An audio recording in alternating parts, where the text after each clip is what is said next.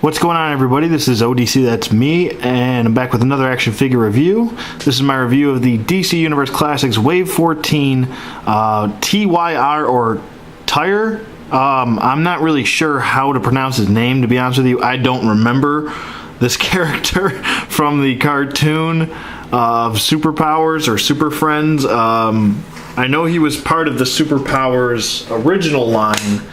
And he's just kind of basically a reboot,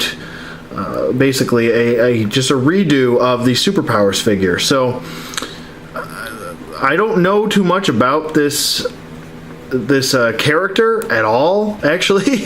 So I'm not sure what his mechanical arm does. As you can see here, he does have this nice mechanical arm, which does stand out and does help him to stand out, and he's very unique in his look, which is actually pretty appealing to the eye, I think.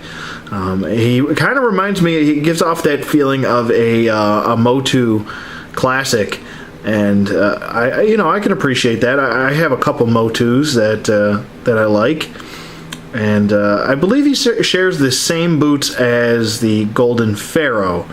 I believe so. I can actually go grab the Golden Pharaoh and I'll do a size comparison and I'll do other comparisons. So I'll be right back. Okay, and we're back with Golden Pharaoh and TYR or Tyr or TYR, or I don't know how to pronounce his name. So if you know how to pronounce his name, you can give it to me in the comments below. I would appreciate that, so I'm not botching his name on a regular basis. But as you can see, they are very similar boots, but it just looks like the top portion has been resculpted or retooled. So it seems as if they added on to the boot to make it different. So they are different boots on the top. So there you go, in case you were wondering. They do have different sculpting on the top of the boot, but I believe the rest of the boot is the same. So, but he does look good. He definitely, I can appreciate a unique looking figure, and that's what he is. He's very unique. I'm not even sure what this mechanical arm is called or its function.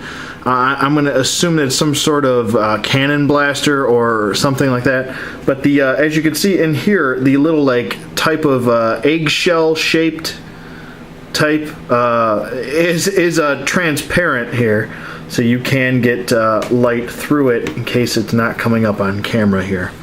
I can get a little closer and you can see through it, through the light. There we go. There we go. So I mean, you can kind of see the light going through it, but it is transparent, so you can get or translucent, excuse me, so you can get light through it. He does have some unique sculpting on him. So, I mean, he does stand out in the crowd. I mean, definitely if you stand him up with the rest of your legion of supervillains or just villains in general with a villains display, he's going to stand out. You're going to know who he is. It's unfortunate that I don't know too much about the character himself.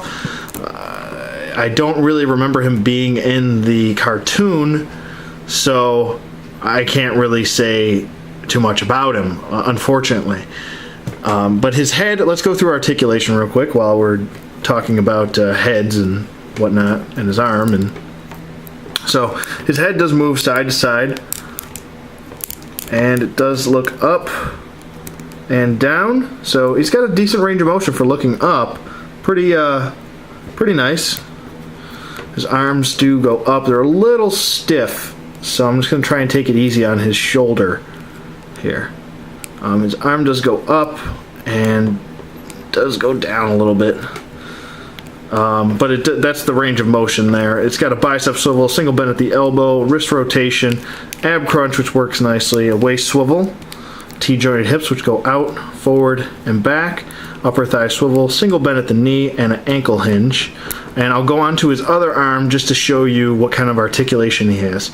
His mechanical arm does go up pretty nice range of motion. So it does go up about that far, goes down, does swivel at the bicep up here, and I believe it swivels, yeah, so kind of redundant articulation here with it swiveling up top and then it's swiveling again at the elbow. But I mean, I guess I don't know. They could have just done a bicep swivel and just made this a hinge, or just made this with the the swivel. One of the two. I don't think we needed all three. But his wrist, or his cannon, or whatever this is called, does rotate as well, and there's no hinge on there. So there you go. You can pose him very nicely. He's very easy to stand. There's no problems with weight distribution problems on the figure.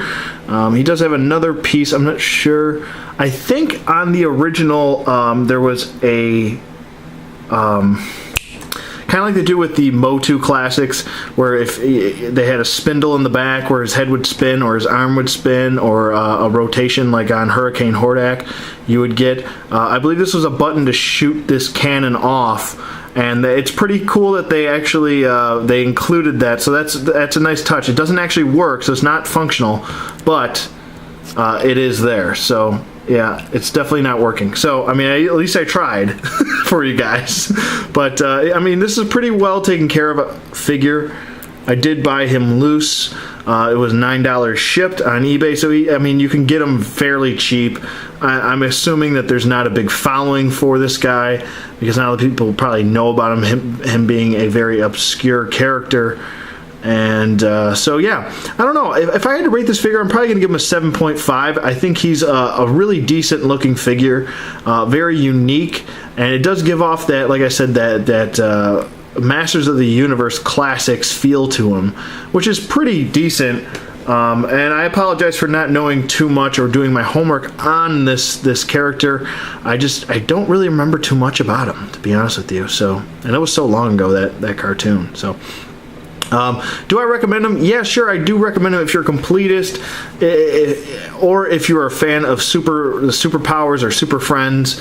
I would definitely go after him then, and you have some villains to also face off against your legion of superheroes, I believe, or superpowers, excuse me. And so yeah. Basically, let me know what you guys think in the comments below. Definitely 2 thumbs up here. I like this guy. He's unique, and I can appreciate a unique piece of artwork. So, like I said, let me know what you guys think in the comments below. That's pretty much going to wrap up my DC Universe Classics Wave 14 TYR, or TYR. I'll just go with TYR. Play it safe. So, yeah, that's pretty much going to wrap it up for me, for TYR here. Definitely go get them. And I will see you guys on the flip side.